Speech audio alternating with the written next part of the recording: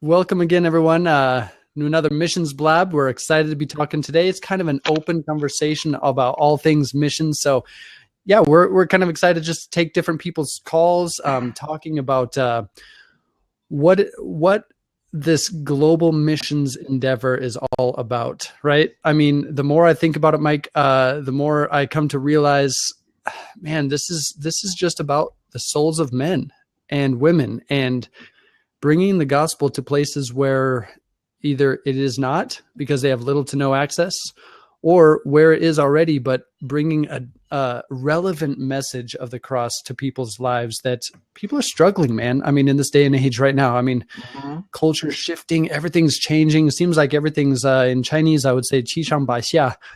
I don't even know how to say that in English. Up and down, topsy-turvy, and just people are struggling. People are struggling with family life and relational issues and jobs. And so this conversation of missions, I know it has a negative connotation in the past. The church perhaps has erred in many ways, bringing a gospel message that has not been relevant or has been hurtful to some. But I don't know. I'm just reminded today, I'm feeling sobered at the reality of the lostness of people around the world, and would love to open up the mic about all things missions today. Sounds good. I'm looking forward to it. Yeah. Well, I know everyone in here in the room already knows us, but I'm just going to introduce ourselves anyway, just for the sake of our replay here.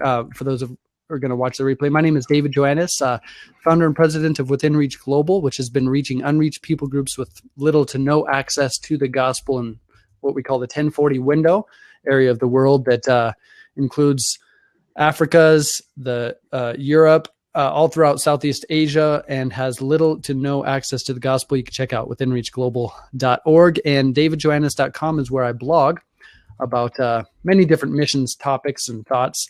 And so that's me in a nutshell, and joined here with my awesome co-host, Mike Falkenstein.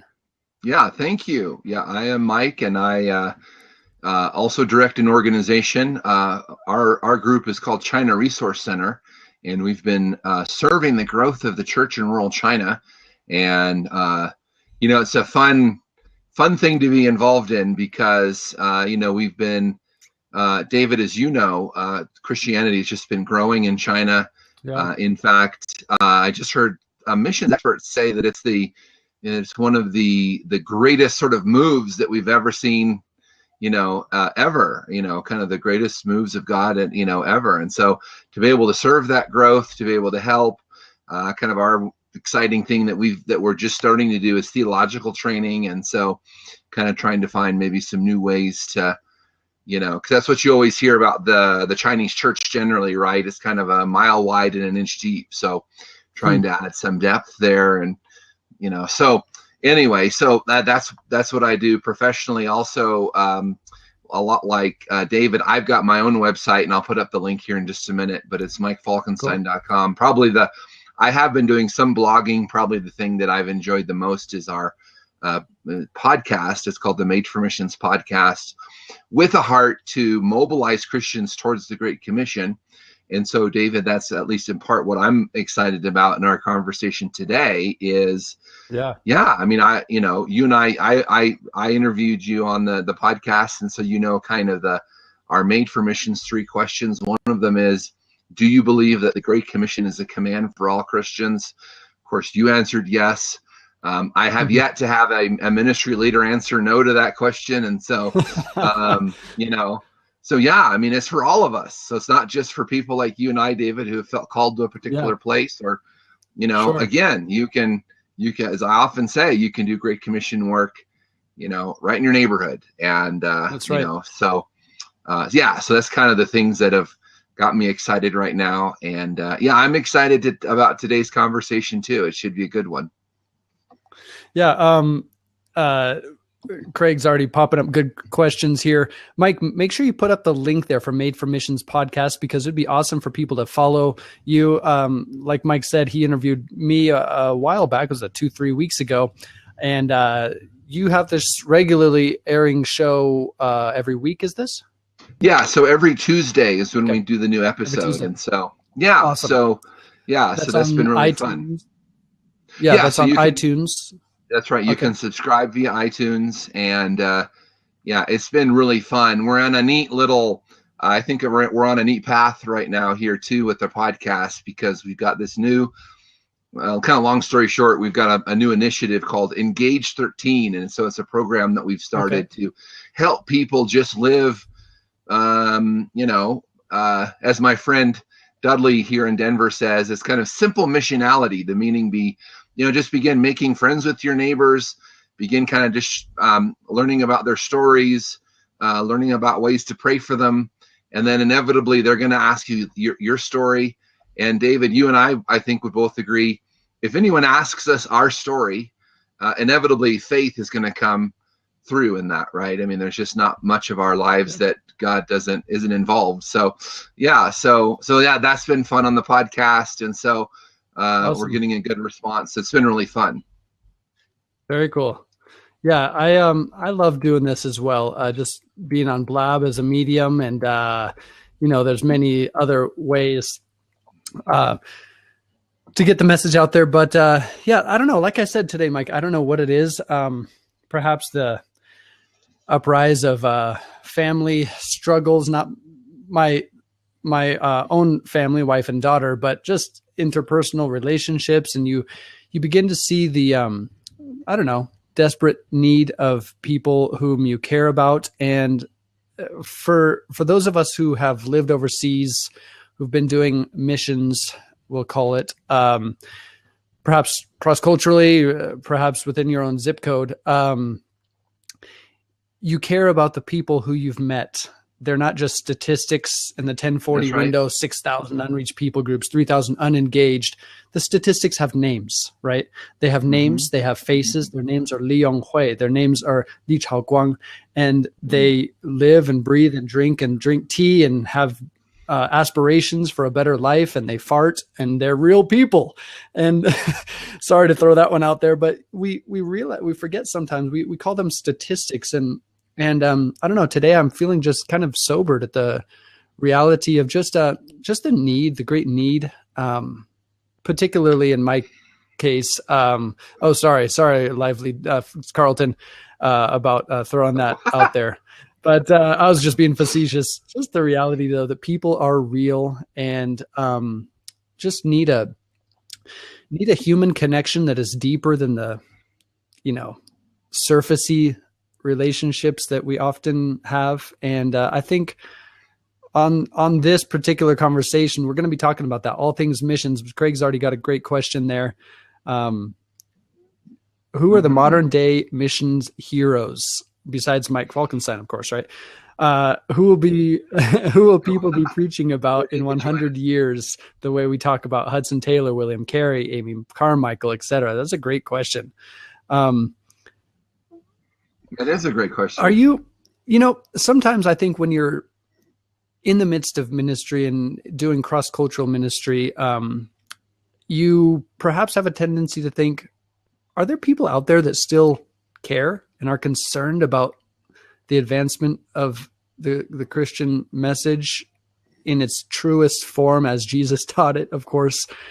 To me, one of the men who jumps out at me as far as missionary heroes of the 21st century, I'm going to write his name here, right here. Chuck Lenhart. He was a guy that actually mentored me for many years in China. I've been in China for almost 20 years now. And, you're not going to find a lot about him online. He doesn't like to just broadcast his stories. He speaks at churches. He'll be in China, but he has grown a team of local indigenous Chinese and some foreigners who have planted hundreds of churches, seen thousands of people discipled and come to the Lord. And I would consider Chuck Lenhart as probably in 100 years from now, people will be talking about this man, though you may know little about him now. Perhaps it's my job to write a book about his life. That's right. Yeah, I'm trying to think for myself, in terms of on the ground. Okay, of course, the part of the question is, you know, who will we be talking about in the same way as, you know, Hudson Taylor, William Carey, those types. And of course, in their time, the world Christianity was just a lot different, right? So, you know, when Hudson Taylor went to China, you know, it was, you know, almost essentially unreached itself. And so that was at least in part what his you know, what his story was. And so today we have Chinese that are going to other countries now, and, you know, as missionaries.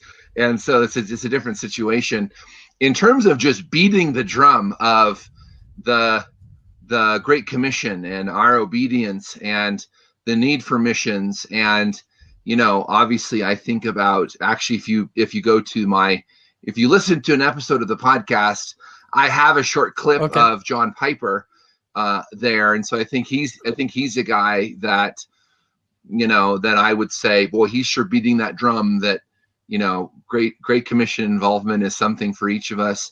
I think about, I mean, if you've seen any of these recordings of David Platt, I mean, he's another guy that is just absolutely, I mean, he's got it just comes out in the way that he speaks, a very deep passion for this.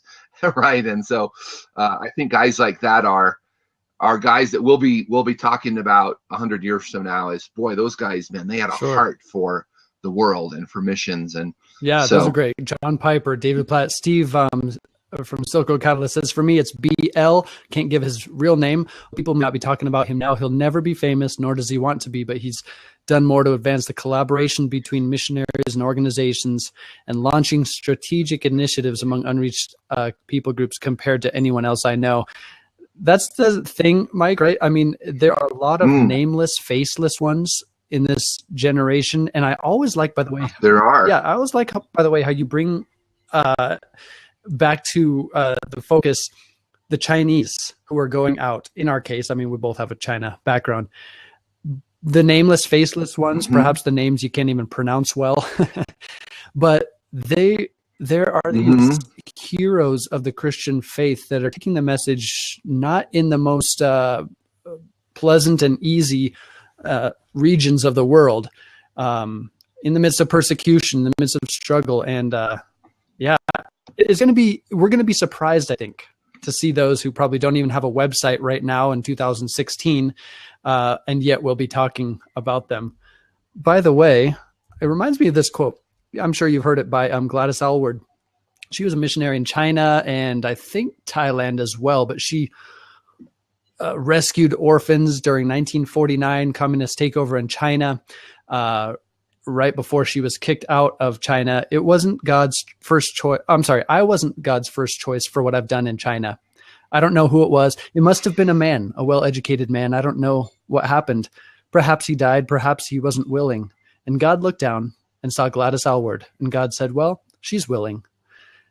I like the very humanity of that. You know, like the anti-hero kind of feeling you get. Like, God, here am I. I don't have a lot to offer. I don't have great abilities, but I do have availability.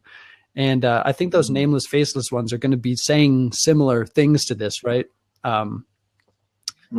So, yeah. A great conversation for us. Yeah, definitely. Today. Yeah, that's right.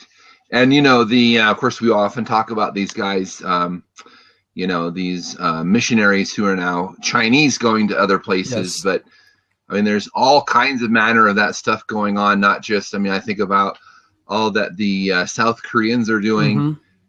In fact, what was it, 3 or 4 years ago, some of them were even captured having been in Afghanistan. And, you know, I mean, those South Koreans and they're on fire. Yeah, they're seriously. Or that one Blab, we had the guy.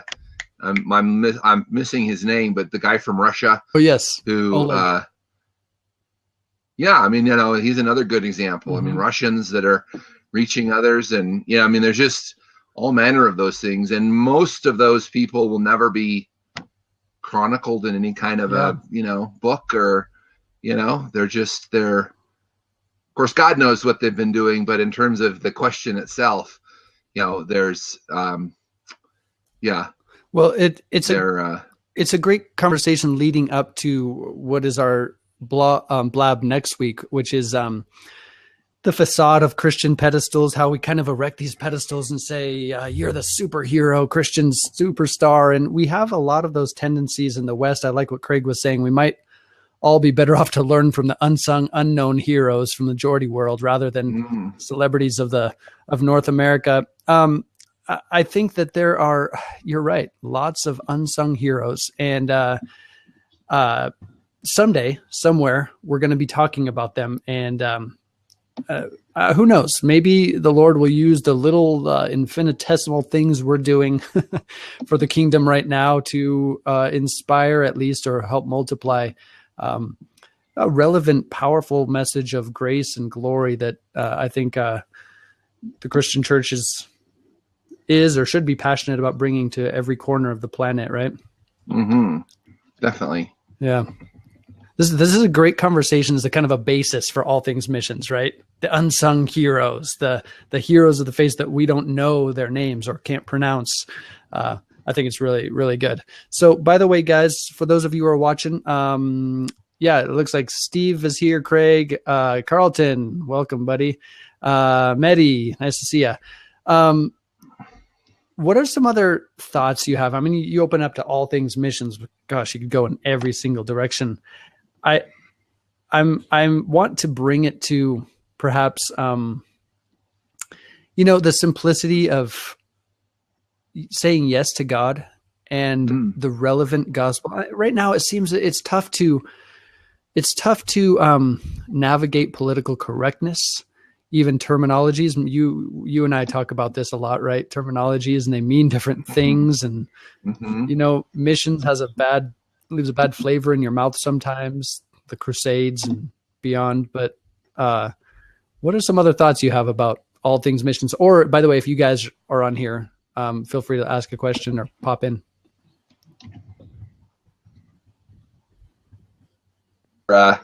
Your thread that you're trying to lead us down is a good one because, but there's a number of quotes that I like about. Here, I've got it right here. The welcome, Kira. This whole idea of just being willing to go. So in the talk that I give a lot, I have this 6 steps to Great Commission fulfillment, and here it is. So Dr. Ralph Winter, who was the founder of the U.S. Center for World Missions, now called, I think, Frontier Ventures, I think. Yep. Yeah. He's got a quote, and it says, "Here's a tragic fact.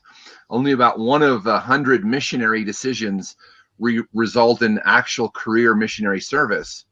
Why? Mainly because parents, friends, even pastors rarely encourage anyone to follow through on that kind of decision." And then I love where he kind of goes with that. He says, but what if that number could double to 2 out of 100? The effect would be explosive. And of course, my encouragement to people always is, boy, if you feel like God's calling you to a particular thing, obey that call, because, the fields are ripe for harvest. Right. So, I mean, just that willingness, I think, to ask God, use me however you want. And then when he actually answers that prayer, to actually obey. Not think of an excuse. Yeah, it is amazing. I mean, we're talking about a conversation that, to me, this was the heart of the message of the gospel.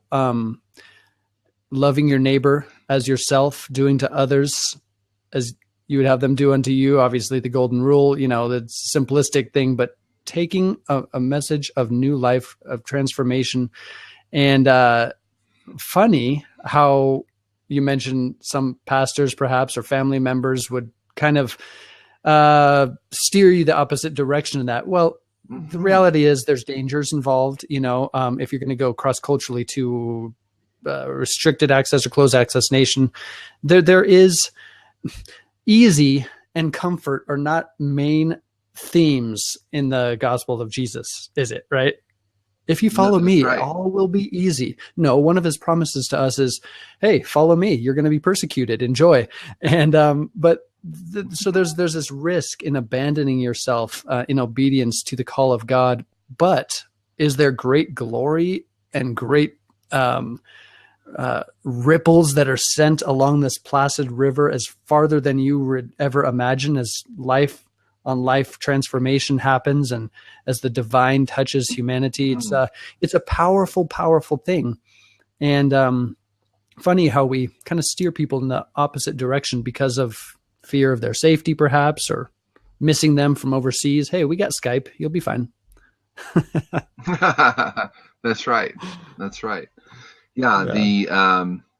David, as you were talking, I was just thinking about, I mean, you might even have a story like this yourself, but when just as we were preparing to move to China so that I could do my intensive language study program, I got a letter from my grandfather, who at the time was still with us, and boy, he was just, of course, he's a non-Christian, of course, but he was just very, you're putting your family in danger, and why would you do that? And of course, he didn't know, even in those times, there was actually very little danger, but all he saw was, quote unquote, communist red China, and Yes. Didn't know the difference, didn't know the difference. And so,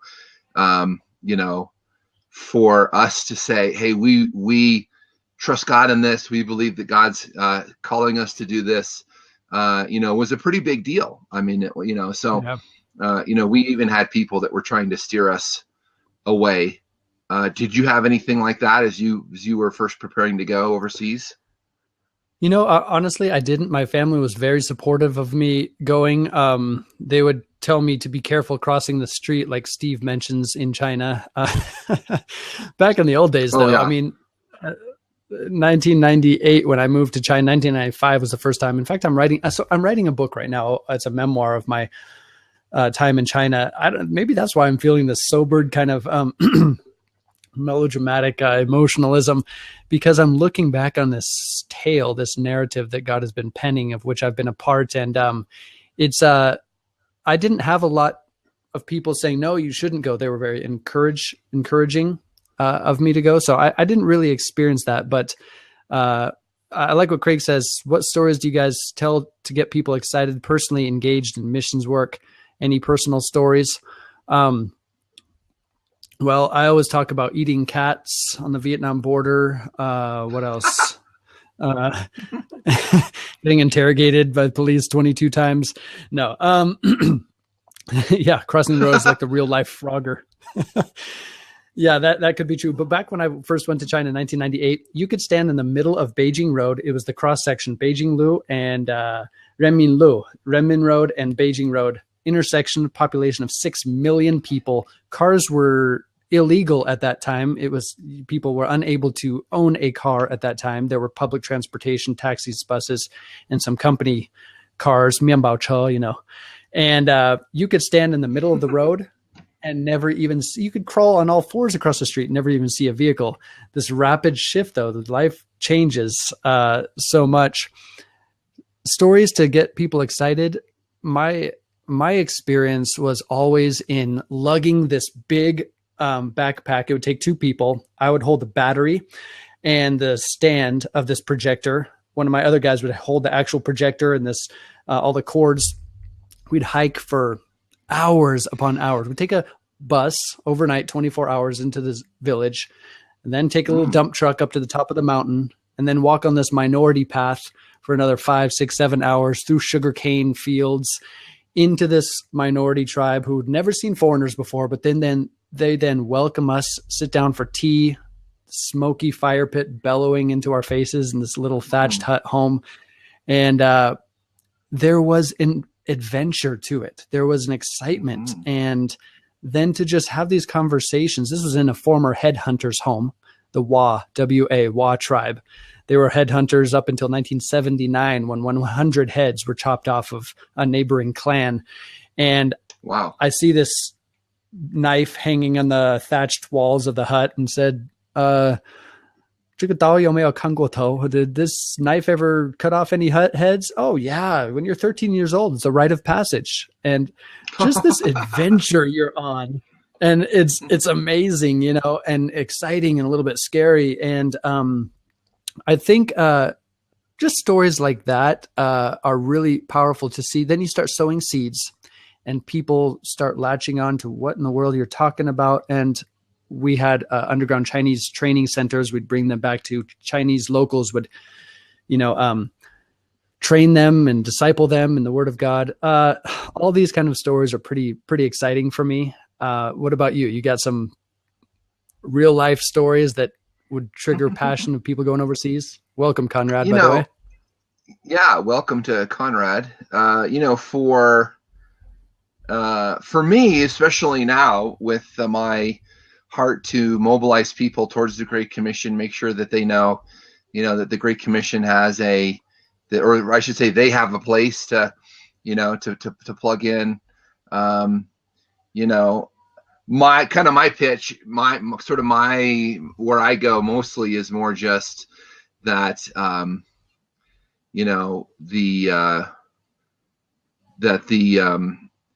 you know, for me, I often just think of myself as kind of an average guy, right? And I was just willing to go, mm-hmm.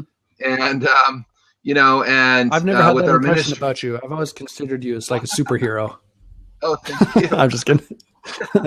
And you know, you've seen what God's done. Again, all of the ministry that we've had in China, you know, many people don't even think that Bibles are available. And so for us to have distributed in these very rural areas over 100,000 Bibles, and, you know, and yet I go, yeah, that was just God doing it. I mean, I'm just kind of an average, you know, guy, but that I was just willing to go, and, you know, and in other words, maybe that's a good thing to bring up on our one next week. But, you know, I mean, I just think, you know, the people have so many different fears and different all these objections about why they, even if they feel called in a certain area, why they can't go. And yet, you know, you know, even Hudson Taylor said, God's work done in God's way never lacks God's provision.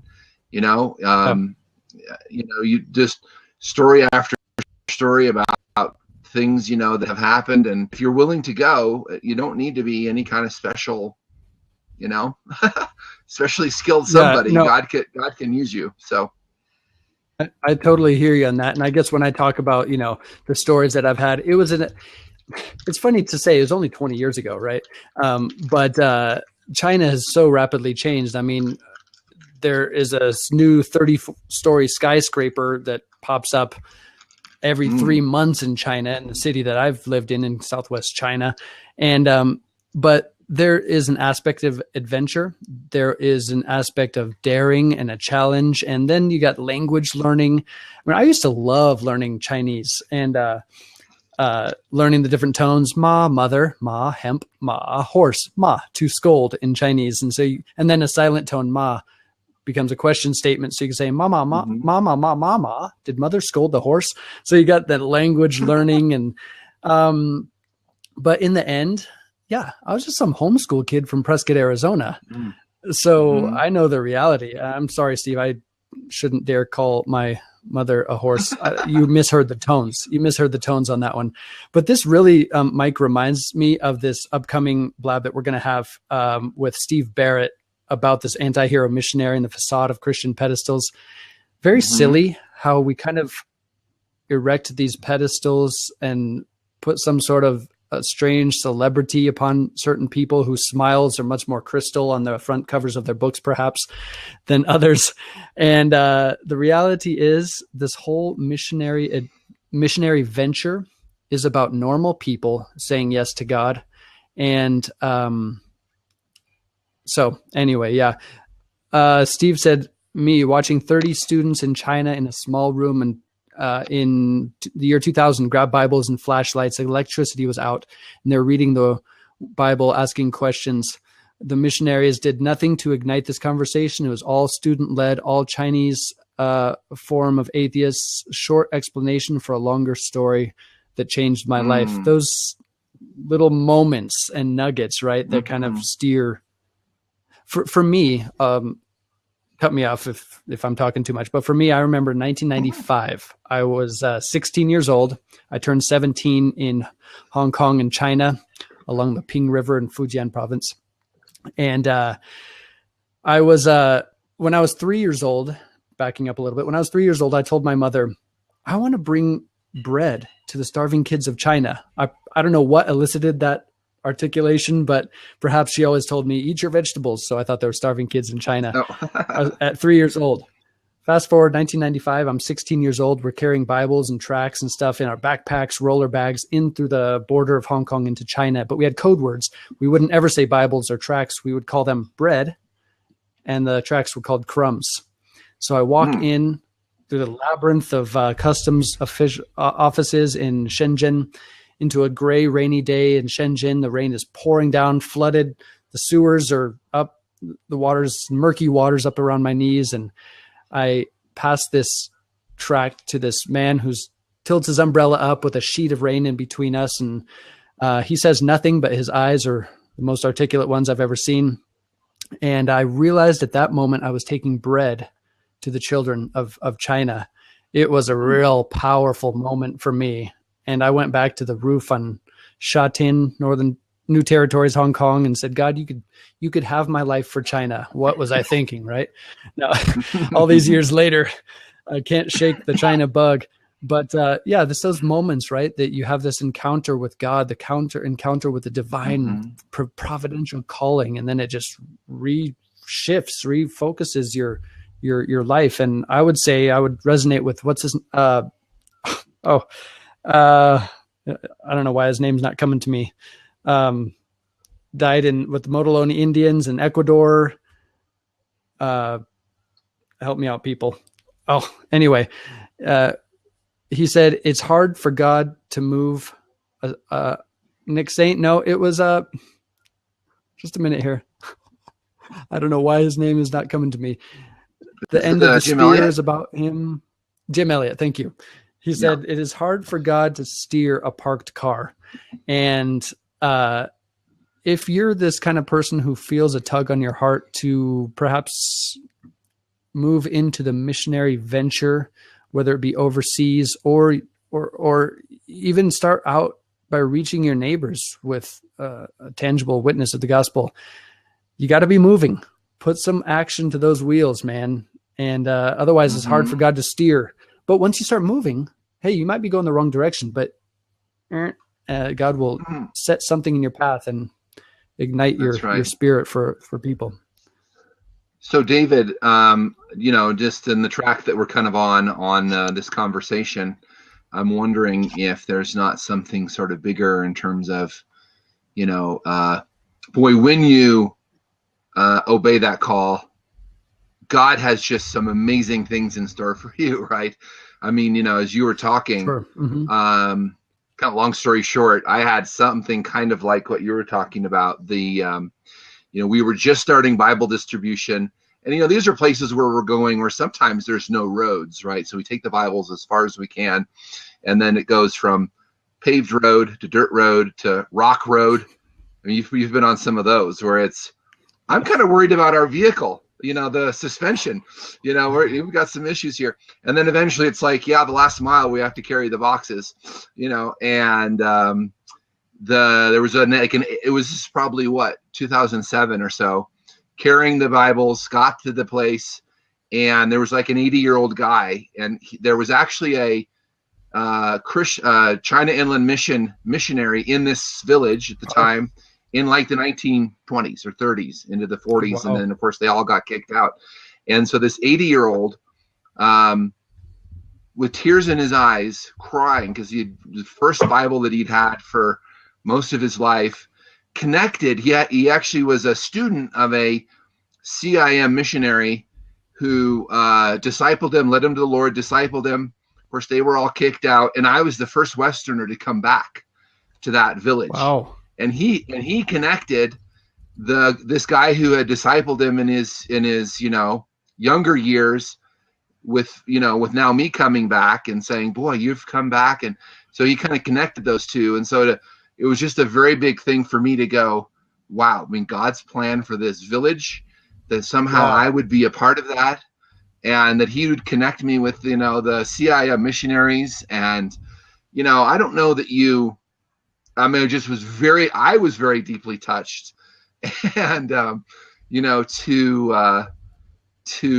just think if,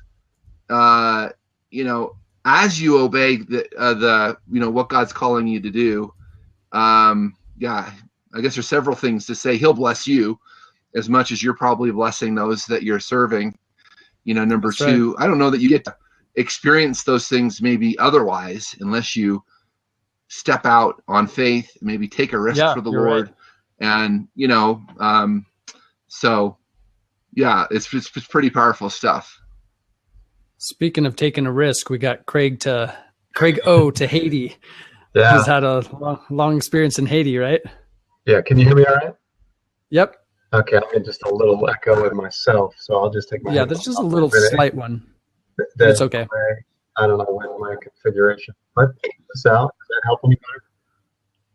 No, it's about the same. No. Okay. About the same, yeah. So I'll just have to put up with mute myself. I'll tell my story and then I'll turn my mute back and I'll come back on. So you did a shout out to Steve Nate Saint, and Jim Elliott and such in the end of the spear. And I've been thinking about that story ever since you guys started answering your questions. And so I thought I would thinking about sharing this story. And so it was 2010, and we had been out of Haiti for 11 years and had really said for a long time, there's no way that we can go back. It's just too unstable. Things, we got young kids, and we don't see a way that we could ever go back. And during a time in January of 2010, we started to really seek the Lord about our future. It was just a real pivotal time in our lives, and we decided to go into a time of fasting and prayer, which is, it's rare for us. We don't do this very often. At that particular time, we felt like we needed to do it. And so on that first day, we pulled a movie off the shelf that somebody had loaned us like 3 months earlier, and we just never watched it. And that movie was The End of the Spirit. And as we watched it, one of the scenes that really captured my attention and kind of said, that's me, was after the funeral of Aunt Rachel, right? And so the well done and talk to Steve, and they say, we want you to come back and live among us to show us how to develop, our villages and improve our lives. And he says, well, I got a business to run, I got a family, and he says, I just can't. And the people, they go off to the side and talk among themselves, and they say, well, Steve did not hear us well. In other words, we don't like his answer, so he didn't obviously hear what we were trying to ask because he gave us the wrong answer. But I heard myself in that voice, saying, I can't go back to Haiti. Even as much as I really sensed that God spoke through a real emotional time that night, saying, stop saying you can't and start looking for ways that you can. Start trying to think of ways that you could. And so it was just going to be kind of a change of mind in the way I was thinking about it. But 2 days later, it happened on January 12th, 2010. It was the earthquake. And so I was driving home from work, and my wife called me and said, come over to my mom's house. We're going to watch CNN. There's been an earthquake in Haiti. And as soon as she said that, I immediately thought to 2 days earlier what I had said, after watching that. And don't say you can't, start thinking of ways that you can. And it was that one I started researching organizations that would do a short-term stint, and ended up doing a month with Samaritan's Purse just to help out with some logistics and their relief effort there in France. And so it was just a tremendous lesson to me, stop saying you can't and start looking for ways that you can. If indeed this is a worthwhile thing, and this is what God is, stirring and moving in your heart to do, so for the excuse persevere without exception, and find a way that where there seems to be no way. Yeah, Got along with that. that's great. You're pretty muffled there, your mic, but it was a great story, man. I mean, I resonate with that. It's taking what God has put in your hands, right? And just stepping out in obedience. On that note, by the way, what's been really encouraging for me, you wake up, you're at wherever you are, at home or in your place, and you're thinking, how does my life play a part of this global missions venture? How does my part play into this storyline that God is telling? I've been going every day to Missions History Today. I've just kind of reposted on my website every single day. For example, today, what is today? February 12th. It looks back throughout every single day in history, saying what happened at certain times. Sometimes are like the birth of William Carey, or so-and-so is persecuted and dies in Ecuador, or wherever it is. And it's a really cool placement for where you are now and how you can actually respond to God and say, yeah, I'm gonna just use what I have in my life and not think of excuses. But I mean, that could end up going on a short-term mission trip. That could be moving overseas. That could be actually getting enough courage to go to your next door neighbor and, baking some cookies. But yeah, great story, man. Yeah, thanks. And thanks for that resource, that mission history resource. Yeah, it's pretty cool. I think I can't remember. I haven't seen it in a while, but I think it's month by month. So for this month, obviously, just put it is. I'm looking at it right now. Yeah. And then February, every single day. It's really cool. Looks great. Yeah, that's awesome. So awesome. Okay, well, I'm going to make room for somebody else. I'll be still tuning in, but thanks for wanting to share that story. Appreciate it, being able to do that. So for this whole week, we have been in. Craig has been there in Liberty University for Global Focus Week. Steve Shermer, who's in the room here as well, have been hosting live from Liberty University the last day today. But Mike and I are kind of taking over, just talking about all things mission. So, if you're watching live and you just have a question, want to share a thought, we're talking about the missions venture. You've been on a short-term trip, you lived overseas long-term. We'd love to hear those kind of stories. We're full of them, so we'll blab on and on if you don't call in. And by the way, welcome, Doris. Oops, she just left, or he.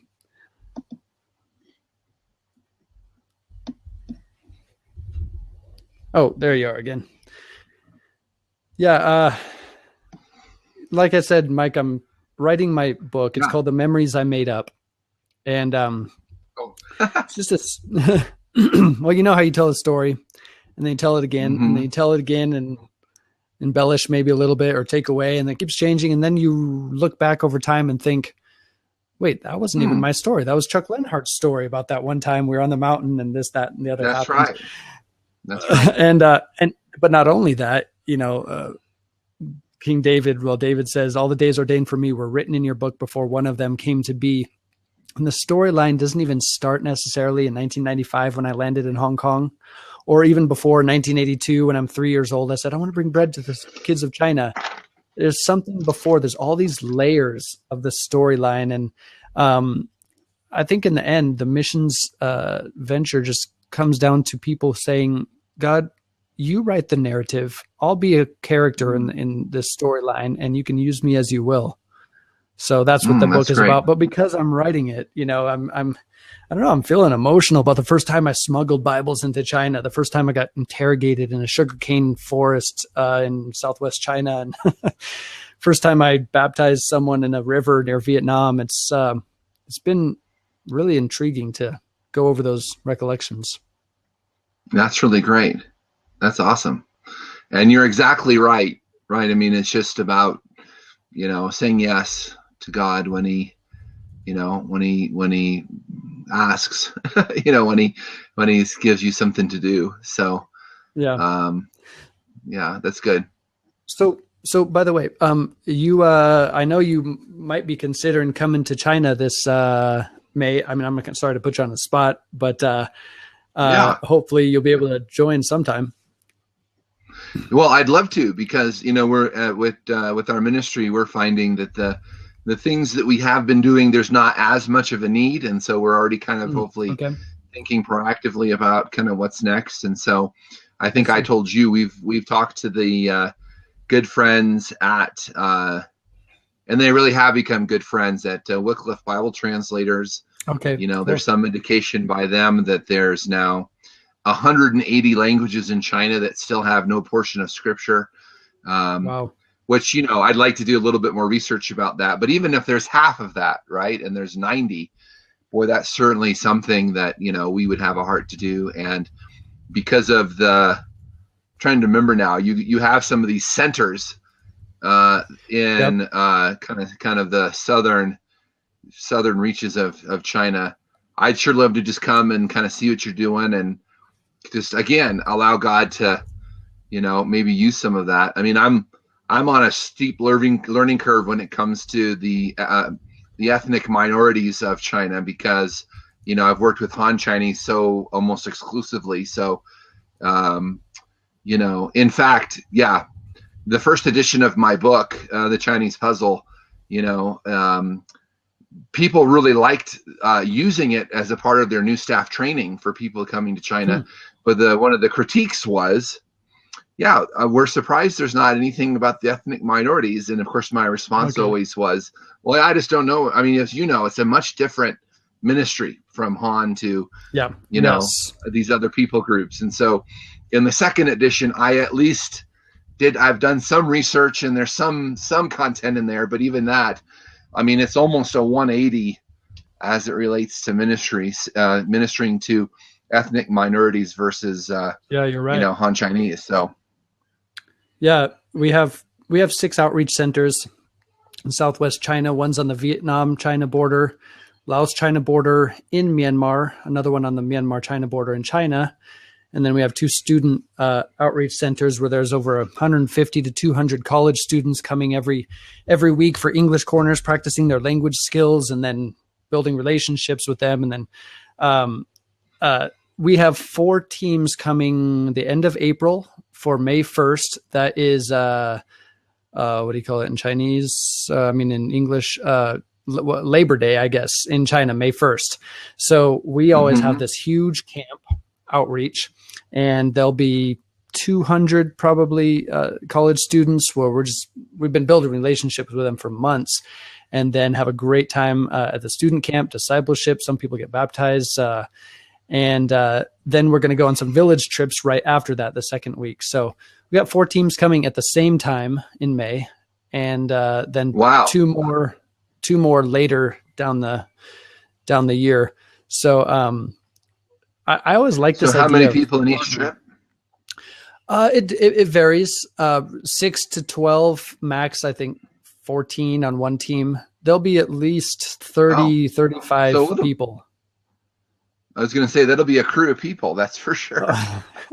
It is. It could be a logistical nightmare, but it's the action-packed week for us at Within Reach Global, and it's a great way for people who come on a short-term trip, get experience about many different facets. They'll go to the orphan outreach that we do, college students, unreached people groups. We have another cool ministry. It's among Buddhist monks, and they're very poor. They often are seen begging on the streets in Southwest China.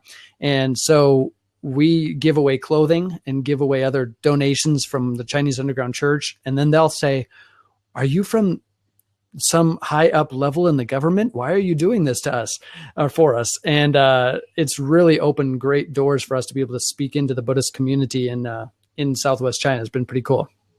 So that's really great. Yeah. Hey, it looks like we got the 4 of us, the gang on here, huh? Just the 4 of us in the room today. Steve, Greg, Mike, me. Everyone else is left. They ditched. They're like, I'm tired of this China crap. Well, sorry. That's our experience. What can you do? But okay, you guys, I'm just going to throw this out for you, Mike, and for you guys as well. Yeah, sure. Do you find that this missions passion or mission spirit is waning over the years? I mean, before I felt like every time I share something missions, it's like, it's awesome, reshare and tell the stories, and I want to hear it again. I find can be a struggle to capture people's attention. Maybe we're just overblown by social media all the time. So, but do you sense that as well? Do you find it hard to find a missions passion? Steve thinks so. He's giving me props. Yeah. Well, here's what I would say. I would say, actually in the last year since I've gotten involved with the personal ministry side of this, MikeFalkenstein.com, and gotten involved with Twitter, on one hand, there are a lot of folks that are involved, right? But I think that the kind of day to day, at least here in Denver and the places where I do a lot of fundraising, we've got, my wife's from Georgia, so we've got a big group in Atlanta, and we've got a group in Houston, and it's interesting. It's an interesting question that you ask, because I think there is a dynamic there that I see, which is that I think more Christians have really no idea of kind of what's happening around the world, nor do they really, I don't want to say care. I mean, if you mention it, it's sort of they have to be somewhat interested, maybe, being Christians. But, I think for those that have a passion like we all do, what do I want to say? So like my church, I'm trying really hard to kind of stoke this fire for missions, of course. And, the pastor really doesn't have much of a heart for it. And so it's always kind of a struggle. There are other churches in Denver area where the pastor really does have a heart. And so those that are interested tend to congregate amongst a smaller amount of churches, right? And so you find these little pockets where you've got these groups that are real interested. But if you took a poll in fact, that's kind of how I think one of the things that God used to get me involved with this mobilizing Christians towards the Great Commission is that, kind of long story short, we have a church building project. And so we had this idea to send out postcards to promote this project. And the idea was the project was called the Heart to Heart Sister Church Partnership. So we were going to try and partner U.S. churches with these churches in rural China and whatnot. And boy, we sent out the postcards, and then afterwards we were going to do some phone calling. And looking up on the websites, there was very few churches. I mean, you look on many churches' websites, there's just very little about missions. And so, I had to go, I mean, it's surprising to me. So I think I would agree with you that the total number of people that are interested is waning. Amongst those who are, it seems like we're all sort of congregating together, right? So, which is on kind Blab. of Be my friends on Blab. Yeah, right, and they're on Blab too. So, but because I've thought about this kind of strategically, right? It's kind of too bad because, I mean, on one hand, I understand it because I like to be around other people that have a heart for the lost, right? I mean, and it's just that there's kind of even a fellowship there.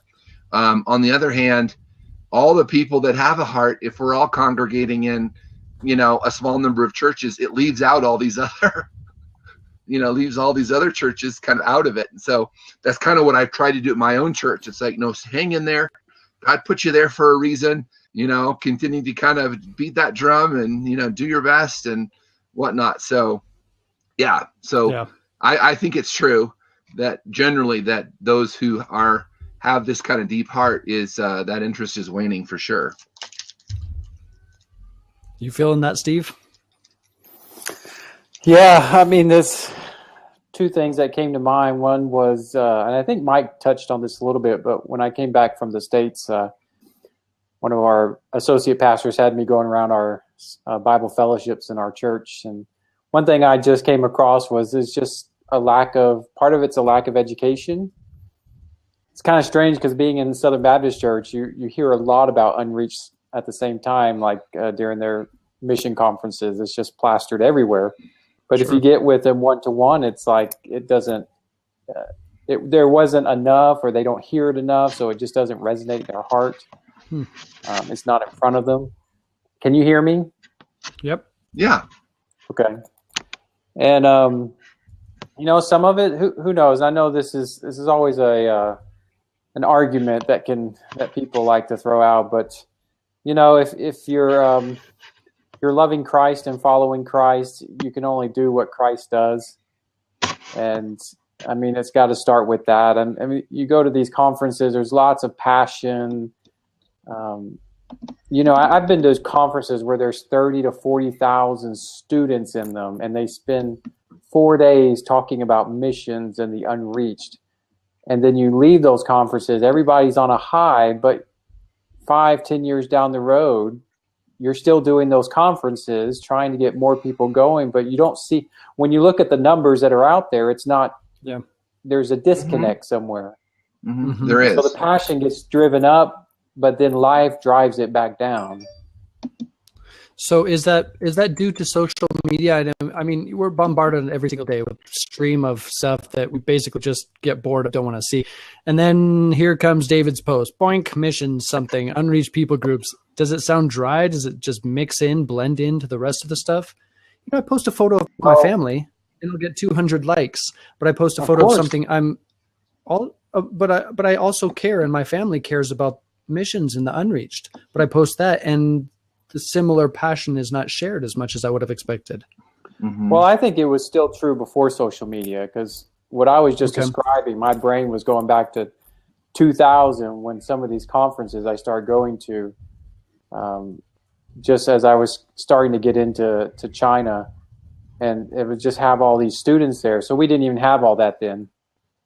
Yeah, I did. I'm old. You lived before social media. What was it like back then? Was the world black and white back then? I remember getting a page on my bicycle, riding down the streets of China, Beijing Lu. Beep beep beep. Excuse me, I need to find a payphone. Yes, me too. So I don't. I'm sure social media has had an effect on it, but I don't think it was all social media's fault. Okay. Well, we won't blame Zuckerberg. Fine. But no, I mean, it's brought an extra element to get the message out, but seems that as of late, I mean, I'm talking very recently as of late, in the last few months only, I see sudden shift of disinterest in missions. Perhaps I'm misreading it. Perhaps it's because I'm in America, seeing the forest for the trees from a distance, and so I can't quite gauge it like I used to. I don't know. Well, David, I don't think you're misjudging it, because, when I first started this whole venture of mobilizing Christians towards the Great Commission, there's here in Denver, there's a ministry called World Venture. And they have missionaries in some 60 countries around the world. And he's now retired from this post, but at the time he was the president of this organization, and he continues to serve as a sort of a ministry mentor of mine. And so I sat and kind of picked his brain about this. And this is a guy with 40 some years of kind of overseas experience at very high levels of leadership. And his advice to me was, books about, because, I've thought about writing a book in this whole thing as well. And so I've been kind of dabbling with that. And his advice to me was that books about the Great Commission or Great Commission involvement or encouraging people to, to do that, they just don't sell. That's why you don't see a lot of them. And, I mean, just, if your audience is the Christian audience, and they're not all that interested, I guess the thing I've continued to think tough is demographic. Yeah, it is. The thing I've continued to think is that very well may be true. And this guy is a accomplished author. I mean, he knows the publishing industry, obviously, but I continue to go back to God's word. And these 5 verses or these 5 passages that we would say comprise the Great Commission. And again, I can't see that it's not, there's certainly there's any exemptions to that for any of us. And, it's a message that needs to get out there. So I'm going to at least do my best to, to do what it seems like God is, is calling me to do. So. Yeah. By the way, Abdul Aziz was just trying to call in. Hey, buddy, why don't you message something in the sidebar there if you have a thought on the same topic or something like that. I just don't see enough in your profile here to see what you're going to share. But yeah, I would love to hear what you got to share if you got something to say. But just message me in the sidebar there. Oh, he's gone. Peace out. Yeah, it's always nice to update your profile, guys. If I just see an egg or just your name, I'm a bit dubious about letting you into the room. No offense. I just want to stay on topic. Oh, an egg just arrived. All right, Laura, nice to see you. Laura. Yeah. Great. No, I mean it's something for more than half my life. I'm consumed by China, my experience in China that carries over to Liberia when I went there, and then the Philippines, Thailand, where I live now. And yet I don't know. It's tough to rally the troops these days. Maybe it's the mysticism or the mystique of missions. Maybe it's social media and we're compassion fatigued. Craig, compassion fatigued. Craig makes a good point here just on the sidebar. Mm-hmm. Something Justice Missions is, and I know he's not saying specifically all this, but Justice Missions is on the upswing. You could say it's all about saving the people from terrible activities or saving them from hunger or something. It doesn't necessarily translate into disciple making or sharing the gospel from my vantage point, but you've got organizations popping up that's all about justice and just saving people in the name of Christianity, you could say. I know it's a little bit harsh on the end, but that's just what I've seen. Mm-hmm. Well, I think you're guessing I'm right. I think that is something that's valid. I mean, those are easy sells, and like last month was anti-trafficking month, and so anti-trafficking was the big thing. But we're a little bit fickle too, so it trends and then it's over, right? And we forget all about it. And I'm looking for people who are going to be passionate volunteers who would like to serve alongside myself and others, you guys as well. You remember the Red X? Yeah. What was that even for? I can't remember. It was a trend that passed me Justice, by. Like trafficking, things like that. But it was a fad that ultimately went away. I don't even see it anymore. So here's a question on that matter, you guys. Are Christians called to make the world a better place? That's a very good question, actually. Thanks. I thought of it myself. Well, I'm just trying to think. Not just that, Craig says. Well, it might be a loaded question, sure. So but I mean, how you often hear like, we want to make the world a better place. And I personally don't know that is our calling as Christians, to make the world a better place, because the world's course is going as it may. The end is coming. That's not necessarily within our job description. Am I wrong about that? Yeah, again, I think it would be a side effect. Okay. As we're doing what we're called to do, as we're seeking to follow Christ, I think the side effect at times makes it better. But there's definitely cases out there where you think it's not making it better. So it just, there's a lot of dynamics at play depending on where you're at in the world. But I think we should aim for it. Why not? Yeah, definitely. Well, I think that tends to be the draw of the social justice cause. Build wells. It's all going to burn. The social justice cause was build wells. Orphan work. The list goes on. Anti-trafficking month. So, but are those not surfacey things when it comes to the Christian perspective? I'm just saying, right? Okay. Is that the heart of the matter? Did Jesus didn't necessarily say go and build better, bigger churches, more butts and pews, more water wells dug. Of course, those are aspects of the holistic gospel, no doubt about that. But if discipleship is not a focused primary point, I think we tend to err just a little bit. Yeah, your BMW is going to burn. That was rude. Does he have a BMW? No. He's paid quite high over at Liberty. Oh, capital letters. No. You're pulling him into the Blab. He's going to have to come in and defend himself now. And Craig, just so you know, if, at least from my perspective, if you did have one, that'd be fine. That's no big deal. But WWJD, what would Jesus drive, right? Yeah, that's right. But David, just kind of an add-on to what you were just saying. Yep. Okay. This part of the conversation kind of reminds me of kind of my motto as it relates to missions committees or different projects.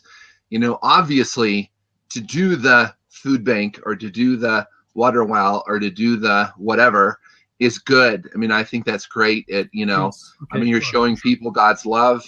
Clearly, God calls us to be salt and light, and salt, right? It makes food better.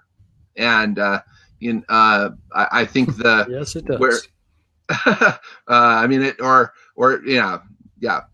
Maybe in the biblical times it was preservative, right? But if that's the point, and that's all that you're doing, I think that's where and I think that's probably the point you were getting to. Boy, you can feed people, but if they spend eternity separated from God, I kind of think, what's the point, right? That there has to be a gospel aspect to it, or an evangelical aspect to that. I think you have to give them Jesus too, right? Now, if building the hospital or the water well or whatever helps you build a bridge to those people strong enough to carry the weight of the gospel, obviously way cool. Do it. In fact, that's what we're talking about, even with our Engage 13 project, which is just get to know your neighbors. See if there's ways you can serve them. Begin asking them about their stories, and you're building that bridge to, so that when they ask you, you can be like Paul mentioned to Timothy, to always be prepared to, tell them the reason for the hope that you have. And so obviously, if those things help, that's great. And certainly God calls us to be salt and light in the world. But I just don't think that, I would just see it as a missed opportunity to be feeding or to be doing these other things and to not be. Yeah, I think you're getting at the nucleus of it all, right? What's at the heart of the message? Mm-hmm. That's right. Welcome, Pete. Yeah. Well, it's time for that awkward 7-minute lull. Comes every 7 minutes in conversation. Let it soak in, guys, the awkwardness of it all. Hey, I'm cool with it. And David, I just noticed, by the way, you changed the title. Yeah. Is that something that you often do? It maintains the original title. Once you start recording and once you go live, the original title will always be the default title. But as subject often changes throughout, it can be helpful. You notice a bunch more people coming in, probably want to talk about something on social justice. It has that tendency to kind of change directions or perspective. So I think it's kind of cool to do every once in a while. Yeah, that's right. So David, I just saw on your as I was talking, you said, "What would Jesus drive?" And I'm wondering if there's a Israeli car maker, because obviously he'd probably go domestic, wouldn't he? And I don't know if there is. So yeah, I mean, I would say that's extra biblical. So I'm not exactly sure. They were all in one accord. I have to throw it out. Yeah, that's right. It was just cheese ball enough to share. So I couldn't help myself. Yeah, you guys, this is a unique missions blab today, but I think it's good. What versa? What verse does that come from? It's somewhere in Acts, and it depends on what version, of course. Johannes 12:1. Wow. Maybe I need to change the topic once again. Should we just change the topic to WWJD? What would Jesus drive, and see how many people could drive into our Blab and just, it might become a little sacrilegious. But yeah, no, for guys, I think like us and many others, perhaps some of you who are watching right now, you have a heart for missions. You have a heart for cross-cultural work and ministry. It's daunting, let alone, and then bring about this, sudden shift of culture where you kind of see a compassion fatigue, and it's hard to find vision partners. It's hard to find volunteers. It could be a little, bit of a struggle. Mental struggle. I feel like where are the harvesters? 2016 harvest is China. The harvest is falling off the trees, just kind of rotting there in the ground because there's not enough people to harvest and pick the fruits. So yeah, there's a holistic message there's a holistic aspect of Christianity that is a big focal point right now with social justice causes, but I think we have a tendency to veer away from the core of the message at times. So yeah, welcome all you guys who are popping in here. Yeah, we've got some new folks. Because I changed the topic there. Yeah. Nice. Isaiah 61. Yeah, Isaiah 61 is a total holistic scripture, right?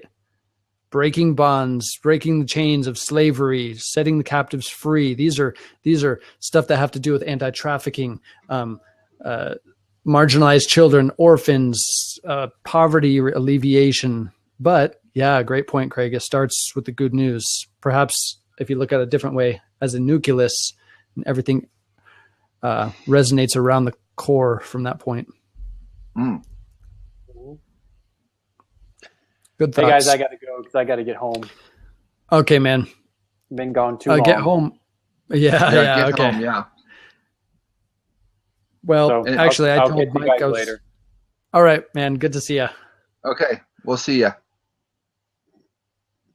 And David, apparently your schedule changed because you were going to leave half hour in. I know. I got sucked in here. It's an hour and 14 minutes later. Yeah, I do need to run, Mike. But yeah, me too. No, I think it was a good conversation, right? Yeah, it was. And I appreciate good. Craig, your thoughts. Yeah, definitely. Well, I'm definitely looking forward, by the way, to what is this, next Thursday? Is that right, Mike? Yes, coming I Thursday, think so. The anti-hero missionary and the facade of Christian pedestals. I really like that title. I think it's pretty killer. But we're going to be talking to a guy named Steve Barrett, who served in, it is somewhere in Northwest Africa, and I can't recall exactly where it was. But he was there for 7 years and then had this kind of fallout, and the pedestal of Christianity that he was on kind of got kicked out from underneath him, and he's going to be talking about all things missions. It'll be a good one. So I'm looking forward. Mike and I will be hosting that one. Yeah, that'll be love the topic. One. All right, Craig. Well, shall we just say I'll see you next Thursday then? Yeah, Mike. David, have a great weekend, and awesome. Yeah, we'll look forward to. We'll reconnect next week. Sounds good. All right, guys. Thanks for joining. Hope you had a good time, and we'll talk soon.